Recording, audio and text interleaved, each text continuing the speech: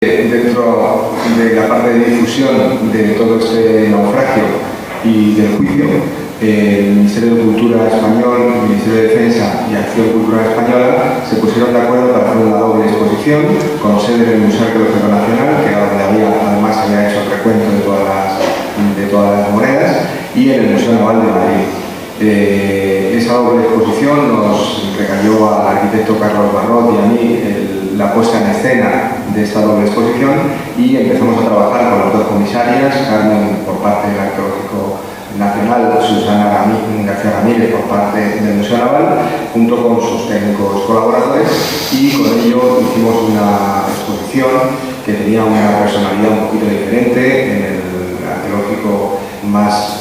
centrada en los restos arqueológicos y en el expolio y en el juicio, y en el Museo Naval más en la parte técnica. Con todo ello hicimos estos diseños que fuimos adaptando a dos espacios que son muy diferentes. Estas son las infografías con las que nosotros trabajamos para inventar en cada uno de los espacios. Quizá algunos ya hayan visto la exposición en alguna de sus sedes o en las dos, y hayan sido algunas de las casi 300.000 personas que pasaron por allí, pero para los que no, les hago un pequeño resumen muy rápido. Bueno, si esta es la infografía, la realidad era esta, que bueno, se parece bastante, pero ya con las piezas colocadas en su sitio. Quisimos representar el Tratado de Amiens a través también de su cuadro, ¿no? Representar la ruta, presentar todos los puntos por los que pasó la fragata Mercedes y el último sitio al que no llegó, Cádiz. Presentar también, como venían ahí al fondo, a los dos comandantes del jefe de escuadra y el segundo jefe de escuadra, Bustamante y Alvear, además con piezas que tenían que ver con su vida. En el caso de Alvear, con algunas piezas que nos prestó la familia, que eran objetos personales suyos y que además aparecían en el retrato que estábamos colocando en esta vitrina. Quisimos representar también, en este caso en el Museo Naval, el momento justo antes del combate en el que el capitán de la Mercedes está viendo en su propio camarote, a lo lejos está viendo cómo se acercan esas 4 fragatas inglesas. También quisimos contar la historia del naufragio, como les decía, a través del documento de Tomás de Iriarte. Este es Tomás de Iriarte, cuando escribe sus memorias, que ya les decía que era un niño. Buscamos a un actor que se le pareciera, buscamos un entorno en el que pudiéramos recrear el momento en el que estaba escribiendo esas memorias, y nos fuimos a grabarlo al Museo Cerralbo de Madrid, y este es el actor que elegimos para que en ese vídeo pudiéramos contar un poco también y recrear ese momento en el que está diciendo que su nombre es Tomás de Iriarte, nacido en Buenos Aires, etc. Bueno, esto nos sirvió junto con una serie de acuarelas. Hicimos 40 acuarelas para ilustrar el combate, acuarelas que realizó el ilustrador Javier Escudero, que a la vez fue quien nos hizo también un modelo a escala de la fragata Mercedes. Estas son imágenes de la exposición. El tamaño de la pantalla en la que reprodujimos ese combate, más de 7 metros, vistos a unos 4 metros de distancia, es decir, una pantalla totalmente envolvente, en el que las imágenes reales que habíamos grabado de este Tomás de Iriarte, junto con las ilustraciones y las acuarelas, formaban toda la narración del suceso, ¿no? Aquí estamos en el momento que estamos haciendo el ajuste de los proyectores. Además, para recrear cómo era el aspecto externo de la fragata, se hizo un modelo de carácter escenográfico para recrear un poco ese momento, que lo hizo también el mismo ilustrador, que aquí lo vemos en la reproducción que hicimos para el Museo Arqueológico Nacional, y que tenía como fondo el cuadro de Iriarte en un vídeo que era un loop sin fin, donde se podía ver imágenes del combate casi a la misma escala que estaba el modelo, con lo cual el aspecto que daba, resultaba bastante simpático. Además hicimos algunos recursos audiovisuales interesantes para todos los públicos, ¿no? Intentando que esta exposición fuera para todos los públicos, entre ellos una realidad aumentada, que es un juego audiovisual con unos cartoncitos. Tú te ponías delante de una pantalla y entonces en la pantalla se veían en 3D las fragatas, que eran estas, y podías moverlas e incluso jugar con ellas hasta que una fragata inglesa disparaba a la española y la hacía explotar, ¿no? Además, en el Museo Naval, y gracias a que el propio museo cuenta con profesionales que eran capaces de desarrollar todo un proyecto de investigación acerca de cómo era la fragata por dentro, se hizo un modelo en la misma escala que se había hecho el otro, bueno, al revés, el otro se hizo en la misma escala que se estaba haciendo este, para que se viera el aspecto externo. Este modelo, que fue para el Museo Naval una pieza clave para entender cómo era la fragata, y además un modelo en el que se tardó más de un año en realizar y que nosotros fuimos grabando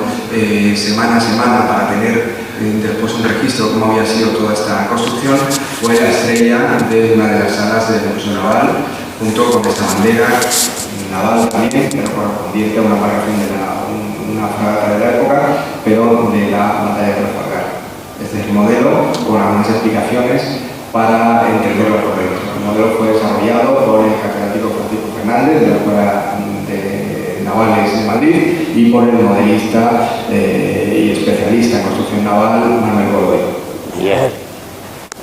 Miguel Godoy, perdón, Manuel era el primer ministro, es que estaba hoy presente y le acabamos de ascender a primer ministro del país. Además, quisimos también, y viendo que el propio Museo Naval también contaba con un equipo de carpintería muy especializado, el realizar a tamaño natural una parte de la zona de artillería de la fragata. Hicimos el propio Museo Naval construyó en sus talleres, a través de los dibujos que teníamos sobre la fragata, esta reproducción, que en realidad es solo un cañón y una cureña y un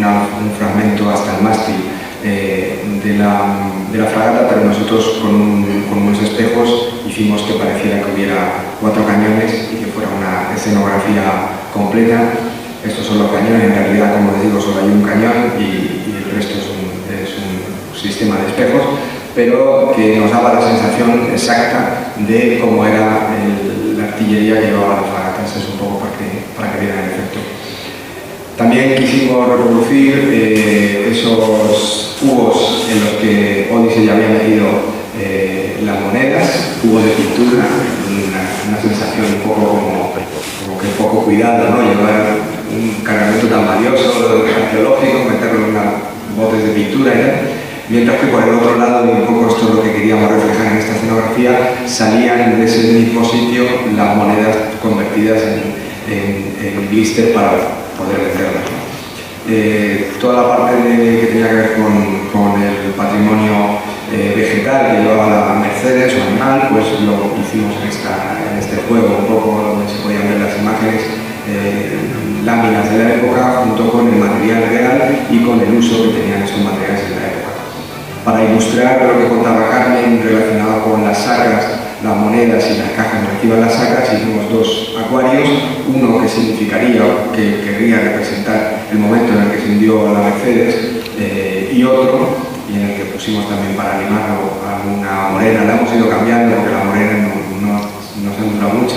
y las hemos tenido que ir reponiendo, pero al final era una parte del atractivo también un poco para todos los públicos de esta exposición. Y un segundo momento de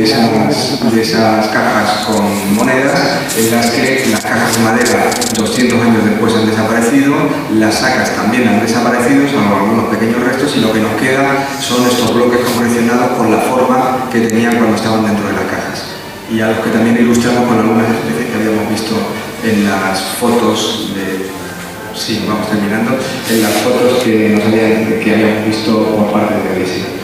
Llegó el momento de presentar las monedas y lo que hicimos fue una vitrina escaparate de gran tamaño para colocar 30.000 monedas, de las cuales la mayor parte, como decía Carmen, eran de plata y tan solo había 160 de oro. También utilizamos un juego de espejos para multiplicar esas 30.000 que parecían 60.000 y que representaran realmente lo que es un tesoro de estas características. Tesoro cultural para nosotros, tesoro comercializable para los buscadores de tesoros. Y finalmente quisimos recordar lo que había sido el juicio y lo que la prensa y la televisión había recordado de toda esta exposición en un vídeo que nos contaba, antes de presentar la sentencia, cómo habían sido estos últimos años. Finalmente, sí quería comentarles que el mismo día 5 de octubre, en este caso del 2014, en Cartagena, el almirante jefe de la región militar, junto con el ARCUA, con el Museo de Arqueología Marítima de Cartagena y el Ministerio de Cultura, hicieron un acto para los fallecidos el día del combate de la Mercedes. Fue un acto muy emotivo en el que se colocó una corona en un pequeño monumento que se hizo para estos caídos, y en el que además el almirante de la región militar leyó, como si fuera el propio Bustamante, la carta que Bustamante le escribe al ministro de Marina contándole cómo había sido el suceso y el hundimiento de la Mercedes.